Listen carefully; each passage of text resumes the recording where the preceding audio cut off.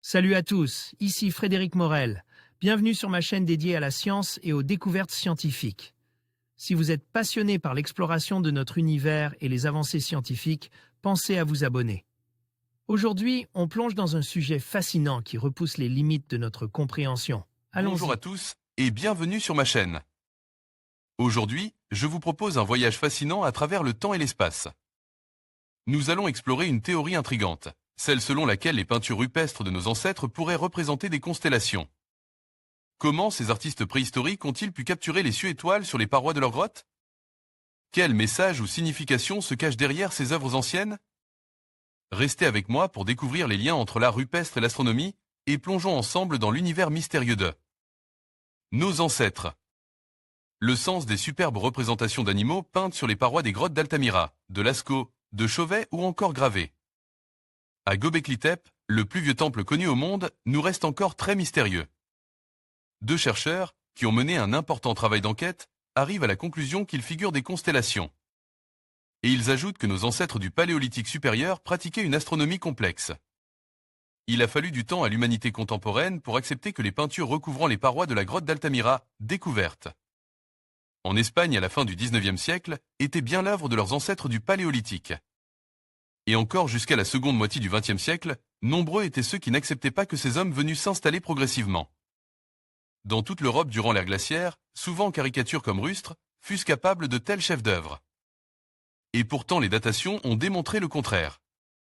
Et oui, l'Homo sapiens Homo sapiens de cette époque n'était pas très différent de l'Homo sapiens du XXIe siècle.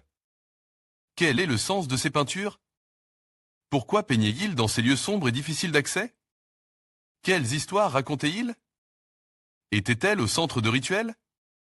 Étaient-ce plutôt des anecdotes de la chasse?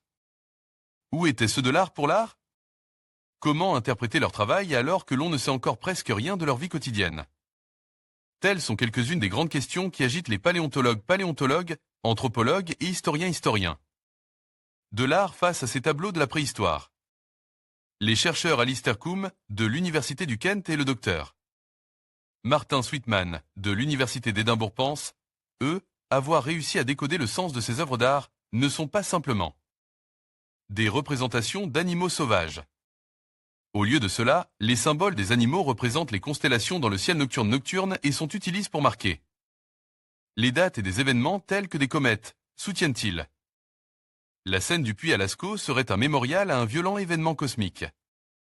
Ministère de la Culture, Centre national de la préhistoire, Norbert Ojoula des animaux, des constellations, des repères dans le temps. Une interprétation pas tout à fait nouvelle car voici 10 ans déjà, Chantal Gégolquivier déchiffrait la salle des taureaux hauts. Sein de la sublime grotte de Lascaux, voir à ce sujet le film Lascaux, le ciel des premiers hommes, comme un planétarium de la préhistoire. En outre, selon l'ethnoastronome, le site n'avait pas été choisi par hasard, de même que bien d'autres qu'elle à examiner ensuite. Dans leur article publié dans la revue à temps Journal of History, les auteurs la rejoignent en partie dans l'hypothèse que ces pratiques avaient un rapport avec le ciel, les constellations, les saisons et qu'elles étaient transmises de génération en génération. Et ils l'étendent même à l'Europe, ajoutant aussi que certaines œuvres faisaient écho à des événements cosmiques. Pour leur enquête, les chercheurs ont pris soin de comparer la position d'étoiles simulées avec Stellarium et en tenant compte bien sûr de la précession des équinoxes, relativement aux datations des représentations d'animaux connus rencontrés de la Turquie à l'Allemagne, en passant par l'Espagne et la France, au cours d'une période qui s'étend entre 40 000 et 7 500 ans. Soit depuis les migrations de sapiens en Europe jusqu'au début de telle agriculture et de la sédentarisation.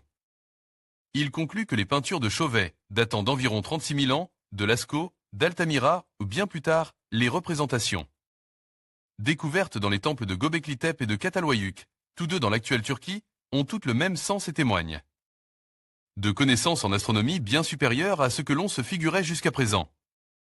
Non seulement, nos ancêtres du Paléolithique avaient des repères dans le temps, le cycle des saisons, mais ils avaient aussi conscience de la précession de l'équinoxe, et cela bien avant le savant grec Hipparque à qui l'on attribue la découverte de ce phénomène, l'axe de rotation aussi sur une période de 25 900 ans. C'est pour cette raison par exemple que l'étoile polaire n'est pas toujours la même au fil des siècles et que les solstices et équinoxes ne se produisent pas toujours au sein des mêmes constellations du zodiaque.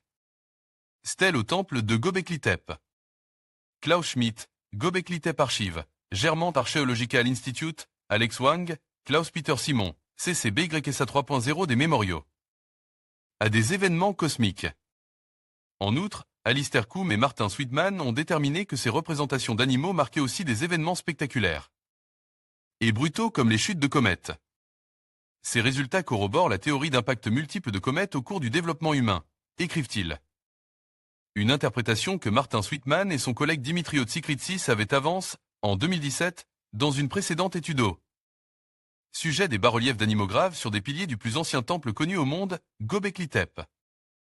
Ce sanctuaire ERIGE vers 10 950 avant notre ERE ferait référence, selon leur interprétation, à une catastrophe de grande ampleur d'origine cosmique. Un désastre qui aurait été responsable du mini-âge glaciaire dit du Driariscent, survenu brutalement il y a 12 500 ans, et qui a duré quelques 1200 ans, et dont les traces ont été retrouvées dans les carottes de glace en Arctique. Et quelques millénaires plus tôt, vers 15 200 d'avant Jésus-Christ, c'était un événement semblable qui aurait inspiré la scène du. Puis à Lascaux, avancent les chercheurs. Celle où figure ce qu'ils pensent être un homme mort, stylise, entoure d'animaux. Des animaux? Cela rappelle bien sur le zodiaque, terme dérive du grec zodion qui signifie figure d'animal. Lesquels Grecs s'étaient beaucoup inspirés, rappelons-le, de la cosmographie des Babyloniens, la plus ancienne dont il nous reste une trace écrite. Aujourd'hui encore, plusieurs des 13 constellations du zodiaque sont restées des animaux, les autres ayant été remplacées, suggérant une origine très ancienne, antérieure probablement aux Mésopotamiens. Pour les auteurs, il est clair que nos ancêtres de la préhistoire les avaient déjà identifiés comme étant sur la route du Soleil. Soleil, vu de la Terre, le Soleil, la Lune et les planètes brillent tour à tour devant les constellations du zodiaque. Et selon eux, le bison de la scène du puits à Lascaux pourrait être le Capricorne, constellation qui marquait alors le solstice d'été. Et justement, c'est de sa direction que survenaient les taurides à cette époque lointaine, le radiant des taurides. Est aujourd'hui dans le Taureau, d'après leur reconstitution du ciel de Lascaux. Au roche peint dans la salle des taureaux. Le groupe de points noirs au-dessus de l'animal correspond-il à l'amas des Pléiades qui brille dans la constellation du Taureau?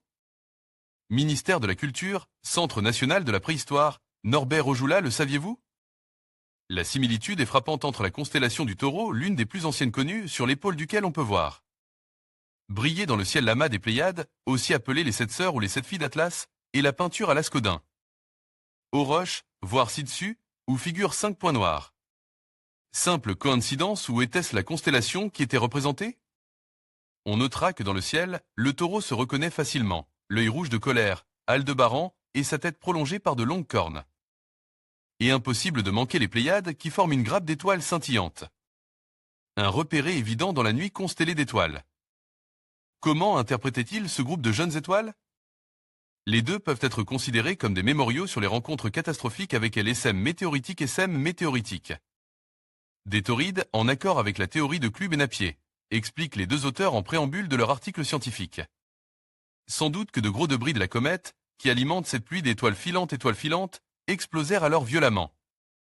Dans elle, atmosphère. Un phénomène qui, selon la taille du fragment, a pu provoquer un hiver nucléaire, il y a 17 000 ans et aussi qu'il y a 12 500 ans. Le phénomène s'est répété et les artistes du Paléolithique puis du Néolithique les auraient donc mis en scène. Enfin, les deux chercheurs remontent jusqu'aux premières traces de la présence des Homo sapiens en Europe, il y a 40 000 ans.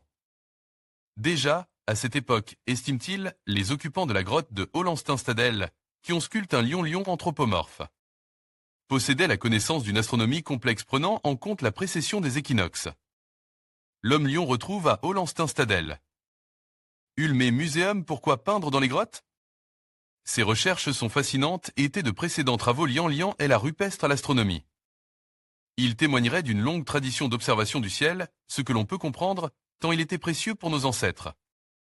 De saisir quand les jours les plus froids arrivaient et quand les beaux jours revenaient, au solstice d'hiver, il y avait l'angoisse aussi que le soleil ne revienne jamais. Et l'on imagine aussi combien les nuits devaient être envoûtantes, resplendissantes d'étoiles en l'absence de toute pollution lumineuse. Les représentations d'animaux révéleraient aussi une longue généalogie des constellations dont certaines, d'ailleurs, ont probablement survécu jusqu'à nous tels le Taureau, le Cancer, le Lion, le Scorpion et sans doute aussi la Grande Ourse. L'ours, au féminin et au masculin, que l'on retrouve dans plusieurs cultures et qui pourraient justement symboliser la Renaissance.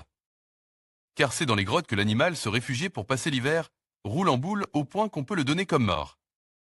Tant il ne donne aucun signe de vie, à l'oreille son cœur cesse de battre, écrit Jean Rouault, qui livre son interprétation des peintures rupestres dans la splendeur escamotée de Frère Cheval, et l'ours n'en ressort pas moins au printemps, frais, dispo et toujours aussi redoutable après s'être étiré. Pour l'écrivain aussi, les fresques animalières des grottes ornées nous disent la cosmologie du Paléolithique supérieur. L'ours qui se réveille pouvait donc évoquer un retour à la vie, à l'instar du soleil qui, après le solstice d'hiver, semble renaître, les jours rallongent. C'est peut-être pour cela que des hommes représentaient les constellations et leur repère des saisons dans le ventre de la Terre.